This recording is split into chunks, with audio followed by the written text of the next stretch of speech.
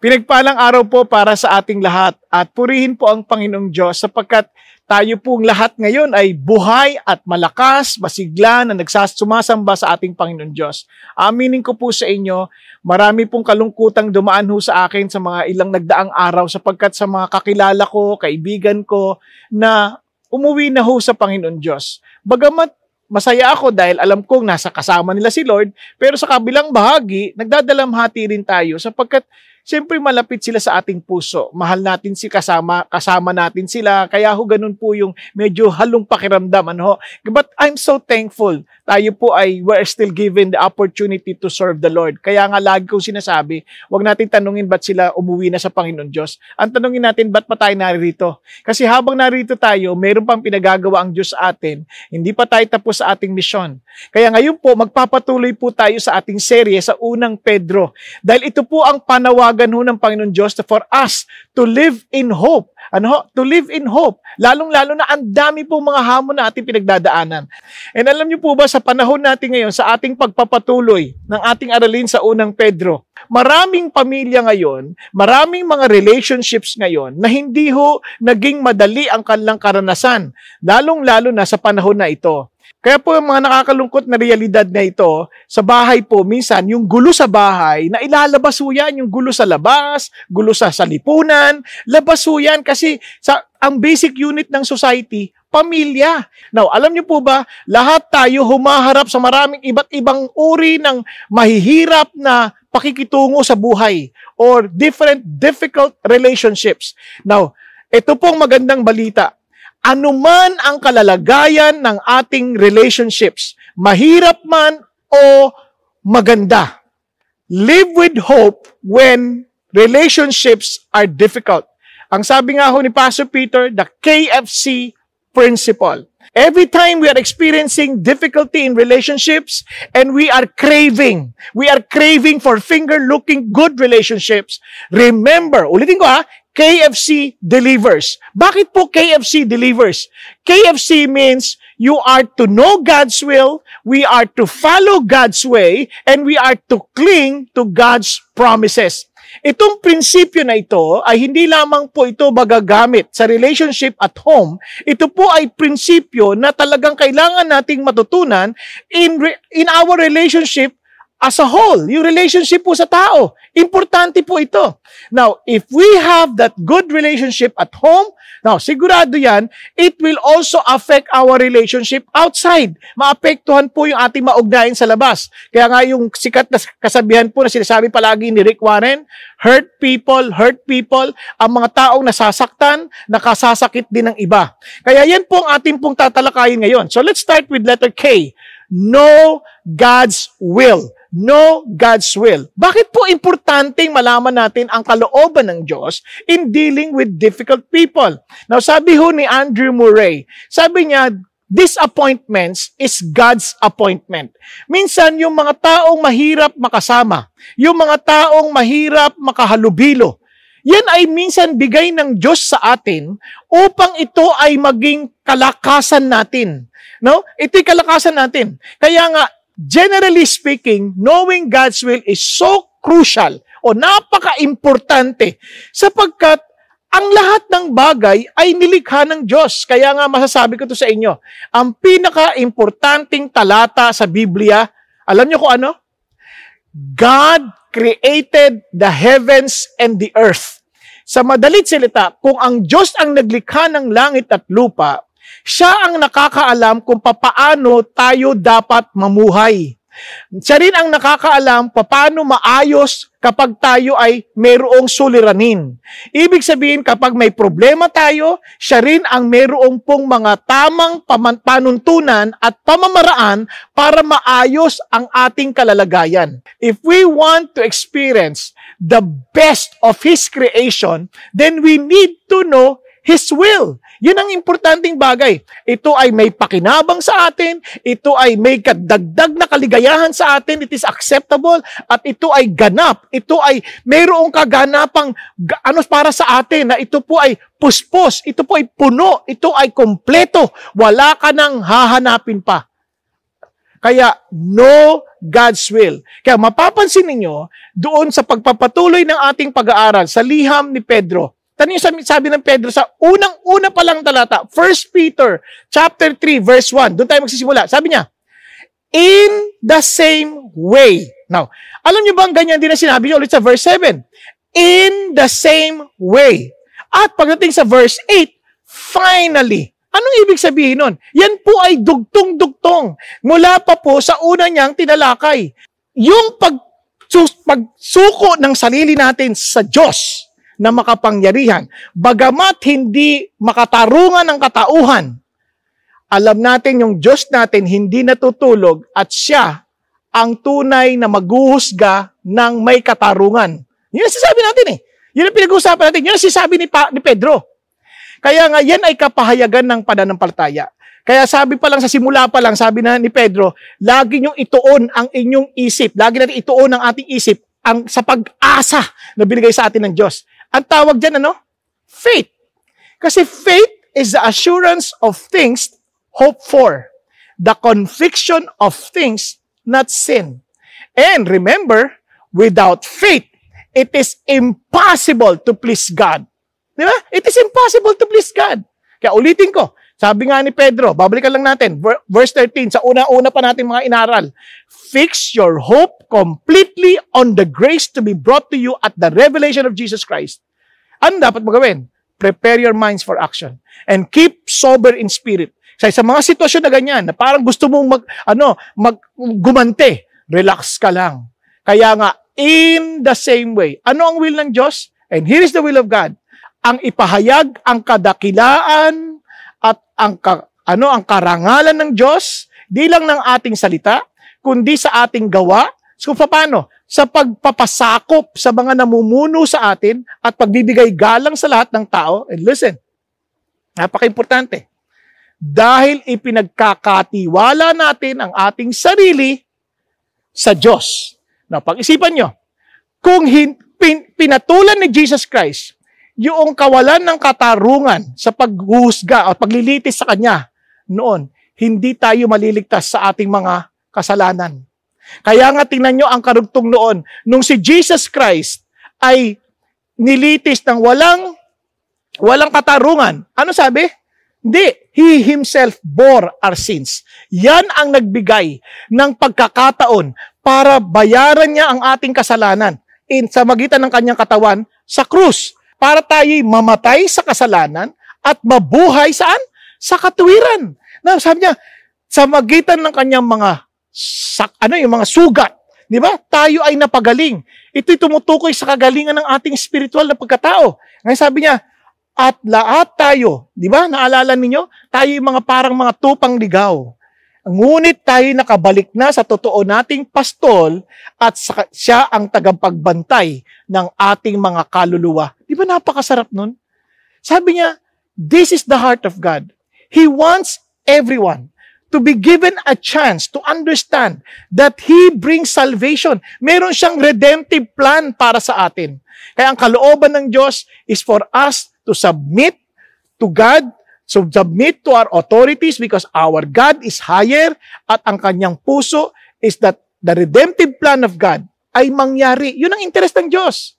Kaya yun din ang ating puso. Nawa ang ating puso rin ay makitang kaligtasan ng ibang tao, mapagpala sila at mabigyan sila ng pag-asa. Yung difficult relationship is not an issue. If the most important relationship is wonderful. Now, anong ibig sabihin? Pag-isipan ninyo. Kung merong ang taong minamahal, diba? Di bali ng galit sila lahat sa'yo. Ang importante, yung pinaka-iniirog mo, ayos kayong dalawa. Oh, di ba? Parang you and I against the world. Parang gano'n.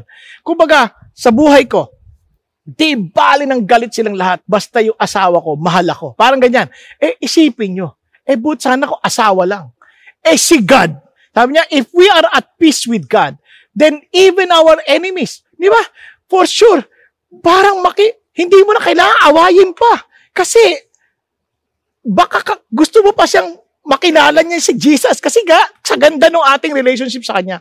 Kaya ulitin ko lang ha, if we are craving for finger-licking good relationship, remember, KFC delivers. Kaya ulitin ko know God's will. Anong will ng Diyos? That we may live to glorify Him, to proclaim His excellencies, hindi lang ng salita, kundi maging ng ating pagsunod at ating mga gawa. Okay? Now, letter F, follow God's ways. Ito yung napaka-importanting bagay. Follow God's ways. Bakit?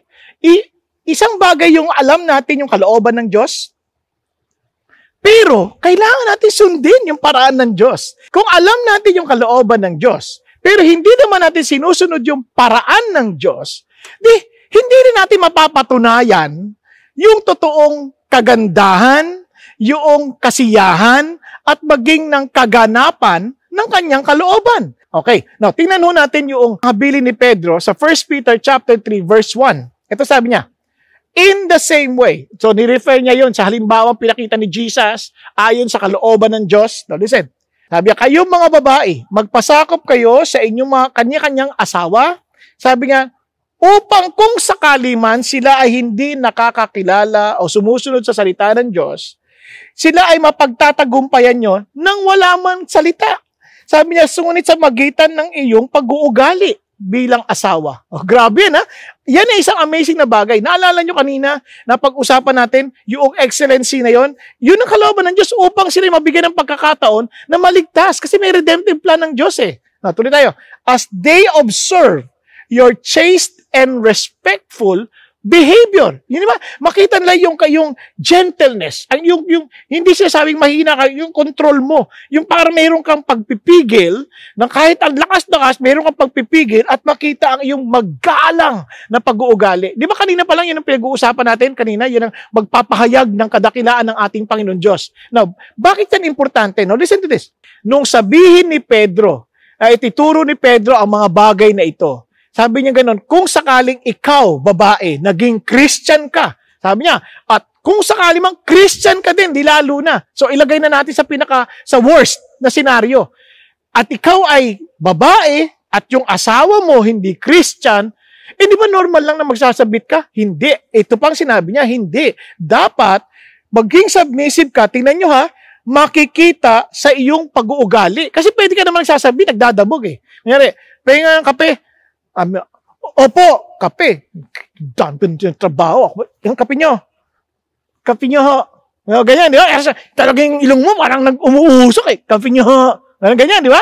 Pwede naman yan eh. Pwede naman yung iba nga sa atin parang ganito. Pag mga Christians alam na nila yung ganito mga prinsipyo.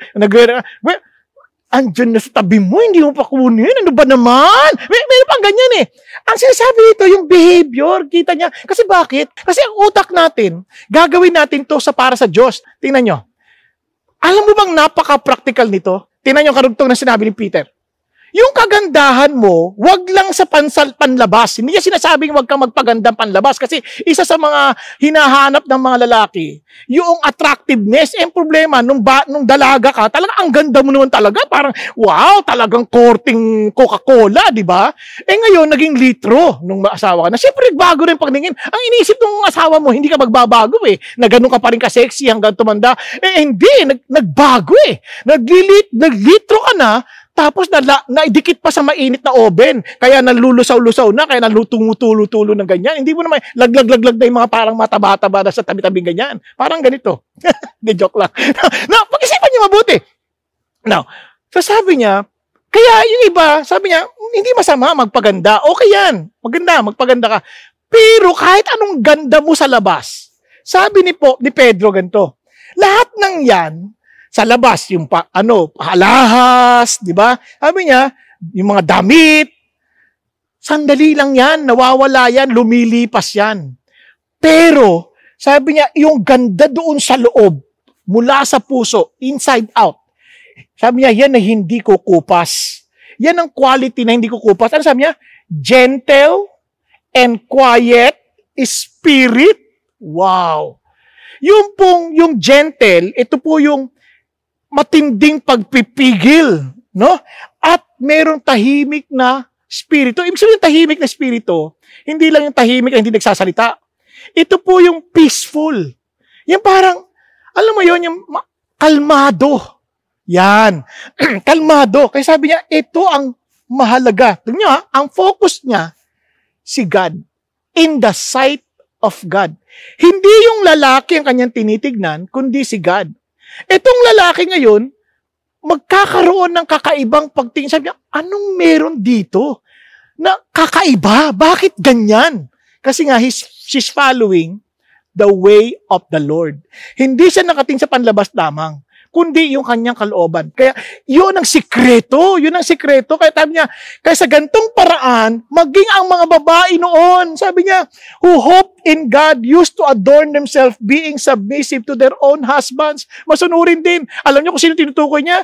Pinakita niya si Sarah, prinsesa, si Sarah, sumusunod kay Abraham. Ano yung ginagawa ni Abraham? Alisin na alis sa lugar, ang hirap ang buhay ng babae, sunod. And yet, sasabihin pa ni Abraham sa kanya, pakilala tayo, kapatid kita ha, para kung sakali, hindi ako papatay, para iligtas ang kanyang sarili, pagsisinungaling sila yung mag-asawa. And yet, si Sarah, sumusunod. At ang tawag sa kanya asawa, Lord, tinan mo, calling him Lord. Kayo ba matatawag niyo asawa niyo, Panginoon, Sir? Di ba? Pagka ganun na yung ginamit natin sa asawa natin, sigurado kung pang-iinsulto na yan eh. Ayan, Sir, Boss, Bossyo, mga ganyan na. Pang-iinsulto na ginagawa natin. Pero ito hindi. It's a form of respect. Kaya nga minsan kung gusto mo talaga matrato ka rin na talagang reyna, tatuhin mo siyang hari. Minsan gusto natin matratong reyna. Okay, hindi ako. Kayo pala, kayo mga babae. Minsan gusto niyo matratong reyna. Pero ang pagtatuhin niyo naman yung yung asawa niyo, hindi hari. Kaya ganun din. Same thing with men, di ba? Ngayon, pansin niyo ang haba, no? Ang haba ng talata para sa babae. Bakit kaya? Hindi ho ibig sabihin, kaya mahaba dahil isipin niyo mas mahirap ang kalalagayan noon. Tingnan niyo kung sila kapag ang lalaki naging Christian, kung ano yung faith ng lalaki, walang choice yung babae, susunod lang. Nung panahon na, sa kultura nila noon. Kaya, for women, na hindi lang kailangan manipulahin yung lalaki, na para sabihin sa lalaki, ikaw, gano'n. Kaya ito ang sikreto. Listen, kapag sabi niya, yung asawa mo ay ikaw babae, magpasakop ka. Ipahayag mo si God. Ipahayag mo siya yung inaasahan mo sa paraan. Umakto ka ayon sa iyong pananampalataya. Kaya pakita mo yung excellent behavior mo sa pananampalatayang pagtingin mo kay God. Sumunod, pakita mo, hindi i-display mo yung totoong kagandahan, yung mula sa loob. Kaya tanda niya, letter display mo. Tapos yung isunod, do what your model did, katulad nila Sarah. Ito mga model mo sa Panginoon Diyos, gayahin mo sila. Yan. Ngayon, bakit yung sa lalaki, isang talata lang? Diba? Bakit sa isang lalaki, tinan nyo? You husbands, in the same way. In the same way na naman. Bakit in the same way? Kapareho ng pag-entrust mo sa Lord. Diba? Kung natin nyo, live with your wives in an understanding way. Ano ibig sabihin? Hindi ko ikaw yung lalaki, lalo na sa kultura nila noon, na yung babae parang sunod-sunuran. Sabi niya, wag mo abusuhin. Talagang live with your wives. Di ba? Ano yung sabihin? Manahan ka. Yung word na live dito, it's a compound Greek word na ang ibig sabihin is to form a community. Create something common that you are to be united. Kaya nga ang sabi nga ni Antoine de Saint-Exupéry, love is not gazing at each other. It is looking towards the same direction. Meron kayong parehong pinupuntahan. There is commonality in your direction. So ganito rin siya sabi niya, live with your wife, hindi lang nasa isa kayong bubong, kundi talagang nag-create kayo ng isang commonality, isang kultura that will reflect God. And ikaw lalaki, bilang Christian, di ba? Kasi tinutukoy yung husband, bilang tagasunod ni Jesus, ipakita mo na mapapahayag mo yung kadakilaan ng Diyos. Kaya you will take the lead in the family, kaya live with your wife. Para mapangunahan mo siya, talagang live with your wife. In an understanding way. Yung word na understanding with full knowledge. Yung alam mo. Hindi mo alam mo lang anong paborito niyang pagkain. Hindi yun. Alam mo yung kanyang deepest hurts. Yung mga matitinding niyang sakit. Alam mo yung kanyang mga deepest concern. Alam mo yung kanyang mga love language. Alam mo, inoobserbahan mo ng mabuti. Tinitingnan natin ng mabuti bilang mga lalaki, pinanonood natin sila, kinikilala natin sila, hindi dahil para maging magaan ang buhay natin, kundi dahil ang pag-ibig ng Diyos ay nagpapahayag sa magitan natin sa kanila. Makita nila yung pag-ibig ng Diyos. Iba to. Hindi tayo tinuturing na parang, ano sasabi niya, as someone weaker. Pag sinabi mo weaker, hindi weaker in intelligence, hindi yung weaker in wisdom. Hindi. Ang tinutukoy dito is weaker physically. Tingnan nyo, kaya nga sa Amerika, every 9 seconds may nagugulping asawa eh. E di lalo na dito rin sa Pilipinas. Di ba? Mayroong mga, yung mga babae, kung magta-tag of war ang babae at lalaki, 100 sa 100, walang laban ng babae kasi sa lakas ng mga lalaki. Di ba? Hindi ko sinasabi na lahat ng babae mahina, kasi may mga babae talaga mas malakas pa kaysa sa lalaki. Pero ang punto, generally speaking, it has something to do with the physical. Kasi sabi niya, huwag mong tinatakot na, pangit niya. Wala nang ganon. Among Christians, hindi na ganon. But with an understanding way. Because you are showing same respect that God has for people. Because He values life. Yun ang pinapahayag niya dito. Kaya sabi niya, since she is a woman, and show her what? Honor. Kumbaga, sa scheduling, iniisip mo siya. Sa mga plano mo, iniisip mo siya. Kasi you're giving her honor. Yun ang ating puso dapat. Sa ating mga asawa, yun ang paraan ng Diyos. Because, look at the words, as the fellow heir of the grace of life. Kasi hindi mo na lamang siya asawa, siya ay magiging tagapagmana rin sa biyaya ng Diyos. Ibig sabihin, makakasama mo siya maging sa kalangitan. Yung kanina sa babae, hindi pa sigurado kung makakasama niya yung asawa niya. Pero dito, bilang lalaki, ang laking pag-asa mo. Bakit? During that time, sa kultura nila, anong pananampalataya ng lalaki, pananampalataya ng babae, wala silang choice. Kaya don't ever treat them less dahil wala naman silang choice. Treat them because they are fellow heir of the grace of life. Yun ang sinasabi ng Diyos. At ang blessing, your prayers will not be hindered. Di ba? Dahil yung mga bumabata sa pangailangan ng pamilya. And we are crying out to God, Lord, kailan ba ako magkakaroon ng breakthrough? Lord, kailan ba ako magkakaroon ng success? Kailan ba ako? Sabi ni Lord, gusto mo makita yan? Then treat your wife in the right way. In God's way. Follow God's way in treating your wife. Kaya sinasabi ko sa inyo, itong way ng Diyos, ito ay hindi lamang po may blessing ng panglangit, mayroon pong pang-araw-araw din na benepisyo sa atin. Di ba? Kaya ang sarap po ng buhay na nakita natin yung kalooban ng Diyos na totoong ito po ay mabuti, may pakinabang, ito po ay hindi lang katanggap-tanggap, kundi may kasiyahan at mayroong kasapatan. Now, ano pang sinasabi ng Diyos? Sabi ng Lord, ito, para sa lahat, in any kinds of relationship, mapakapatid yan, sa ibang tao, to sum it all. Yan, to sum up. Sa lahat. All of you. Hindi na lang to sa asawang babae, hindi na lang to sa asawang lalaki. Be harmonious. Ano ibig sabihin ng harmonious? Learn to blend. You are to adapt without compromising. Yun matuto tayo na, yung parang, paano tayo makikitrabaho, na hindi tayo ang sentro, kundi ang Diyos na. Sympathetic. Ano ibig sabihin ng sympathetic? Yung merong feeling with. Yung parang nararamdaman mo yung nararamdaman nila. We are able to weep with those who weep and rejoice with those who rejoice. Hindi yung, umiiyak ka. Hindi ka na dapat umiiyak. Christian ka na. Bawal nang umiyak. Walang ganun. Ang sabi ng Lord, weep with those who weep and rejoice with those who rejoice. We have different levels of faith. We have different levels of understanding to life.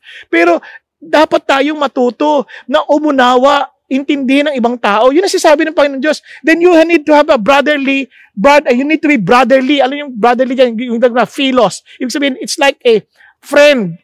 Yung meron pong parang friendly na expression na parang magkaibigan kayo, na parang katulad sasabi nila na parang you creating rest, shelter towards your friend because of your concern. Yun yung brotherly dito. And kind-hearted is something to do with your compassion. Yung katulad ng compassion ni Jesus, parang when He saw them, He was compassionate towards them as if they're like sheep without a shepherd. Parang I need to guide them. Parang you feel their pains. Hindi ka lang basta nakakaramdam, kundi you're willing to act on it. Yun yung sinasabi niya ditong kind-hearted. And humble in spirit. Yung humble in spirit, para in any relationship. Kaya minsan tayo nahihirapan, ayayabang natin. Kaya nga minsan ang pinakamahirap na taong kasama, Tayo. Kasi ubod tayo ng yabang. Paano natin malalaman na mayabang tayo? Ang sentro ng ating pag-iisip, hangarin, tayo. Hindi si God. Tayo. Pati yung pagpapakumbaba natin. Hindi talaga si God. Kundi hindi si God ang nakikita natin, sarili natin, kasiraan ang mangyayari sa atin at sa ibang tao. Kahirapan ang mangyayari. Kaya sabi niya, you need to be humble in spirit, hindi humble outward lang. Tayo, Pilipino, humble tayo eh. No? Excuse me po, wow, para sa loob-loob mo, wow, ang bait. Pero sa loob-loob mo, kasi naman, dito nag-uusap sa daan. Walang ganyan, di ba? Iba sa atin, humble, naka-mask. O ba ka naka-mask? Kasi kahit walang nakakakita, kailangan sumunod tayo sa batas. Di ba? May konting yabang eh. Hindi talaga dahil sa pagmamalasakit. Di ba? Kailangan unawain natin, bakit kayo walang mask? Wala na akong pambili nalaglag biglang naintindihan mo, hindi siya nagmamayabang siya na wala siyang mask. Kaya lang talagang, yung pala, bibigyan mo. Yun yung idea noon. At mapagpatawad, not returning evil for evil, insult for insult, but giving what? Blessing. For you were called the very purpose that you might inherit the blessing. Wow. Kaya tandaan natin ito. If we are having difficulty in relationships, follow God's ways. Para hindi salit nang mawalan tayong pag-asa. Ayoko na dyan, ang hirap silang kasama. Ayoko na sa kanila. Huwag kang tumakbo. Follow the ways of God. Be harmonious. Adapt to them. Try to understand where they're coming from. Be sympathetic, brotherly, kind-hearted, humble in spirit. Not returning evil for evil. Forgive. And bless. Di ba? And finally, ang sinasabi ng Lord sa atin is for us to what? To cling to God's promises. Bakit? May blessing yan eh. Kapag tayo alam natin ang kalooban ng Diyos, alam natin ang paraan ng Diyos, panghawakan natin ang pangako ng Diyos. Now, ano ba mga pangako ng Diyos para maintindihan natin? Now, para madali nating maalala ulit ha.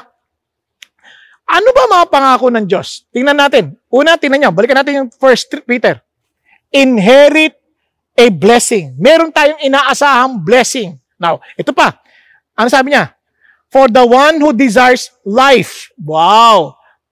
Pagpapala ng buhay. Kasi maraming tao walang kabuhay-buhay. Ibig sabihin, wala silang inaasahang buhay. Parang they're trying to survive. But walang buhay. Ang sabi niya, to love and see good days. Yun ang mga pangako ng Diyos. Yung makita mo yung gustong-gusto mo mangyari na magkaroon ng magandang kinabukasan, ayan, makita mo yan. Sabi niya, pangako ng Diyos yan. And alam niyo po, sabi niya, ito hindi lang yan. Sabi nga noon, ito pa ang blessing mo. Sabi niya, the eyes of the Lord are toward the righteous. Can you imagine? Binabantayan sa ng Diyos. Kasi isipin niyo, because the face of the Lord is against those who do evil. So may protection ka pa. Yung blessing, yung promise ng Diyos, a promise of protection. Ano pa? His ears attend to their prayer. Wow, the promise of answered prayer. Now, ano napansin nyo sasabi ng Diyos? Promise of life, promise of good days, promise of what? Promise of peace, promise of protection. Wow, ang sarap, ang daming promises. I-cling to it. Sabi niya, eto, a promise that you may win your brother or your husband, a promise of blessing. Ang daming promises. Eto. Pero, problema, with all those promises, hawakan mo yan. Paano mag-cling? Yan. Ang pag-cling, ganito. Sabi niya, una, don't manipulate. Yun ang mag-cling. Hawak ka lang sa Diyos. Huwag mong manipulahan ang sitwasyon. Kasi sabi niya, kaya huwag ka na magsinungaling. Huwag ka naman loko. You just tell the truth. Bakit? Telling the truth, living with the truth, nagtitiwala ka sa Diyos. You're not manipulating. You're holding on to the promise. Lord, pag di ako nagsinungaling, baka ano mangyayari sa akin. Pero Lord, humahawak ko sa pangako mo. Dahil kayo ang totoo. Yan, hindi na sa paraan ko. Pangalawa, he must turn away from evil and do good. If you're doing anything, meron kang ginagawang hindi tama, magsisi ka na. If you want to cling to God's promise, ito yung pag-cling mo. Magsisi tayo. Magbago na tayo. Yan. Sundin na natin yung paraan ng Diyos. Kung hindi natin sinusunod yung paraan ng Diyos, hindi natin inaalam ang kalooban ng Diyos, gawin na natin ngayon. Yan. Ito.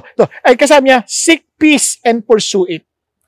Lahat, lagi mong hanapin ang kapayapaan at habulin mo. Huwag yung away, huwag yung gulo, kundi yung kapayapaan. Yun ang habulin mo, hindi yung magpapalayo. kundi ano yung magpapalapit. Yan, sa isa't isa para sa kalwalhatian ng Diyos. Pursue it. Huwag mong intayin. Hakbangan mo, gawan mo ng paraan. Yun ang sinasabi ng Lord. Yun ang clinging. Kasi you're trusting in God's promises. And finally, sabi niya, ano sabi ng Lord? Ano pang gagawin mo? Sabi niya, live righteously. Siyempre, kasi kung ang promise ng Diyos, puproteksyonan ka, dapat live righteously. Mabuhay ka na ng ayon sa kanyang kalooban. At manalangin. Maraming tao, they want God's blessing. They're holding on to God's promises. Pero hindi man sila nagpe-pray. We need to pray. So, anong ibig sabihin yan? Meron kang relationship sa Diyos. If we are clinging to God's promises, in other words, we are also clinging to His character in that we follow Him. Kaya nga, live with hope when relationships are difficult. Paano? If you are craving for finger-licking good relationship, KFC delivers. Know the will of God, know God's will, follow God's ways, and cling to God's promises. Kaya ang tanong, kilala mo ba talaga si Jesus? Kilala ka niya. At kahit sa pagkakilalan niya sa atin, namatay pa rin siya sa atin sa krus para bigyan tayo ng bagong buhay. Ang tanong, tinatanggap mo ba ang kanyang alok ng pakikipag-ayos sa relationship? Nang sa ganon, if we are reconciled with God, we can also have the ministry of reconciliation.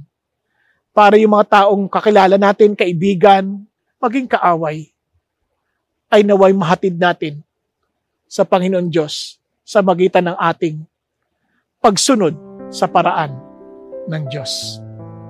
Tayong lahat ay manalangin sandali.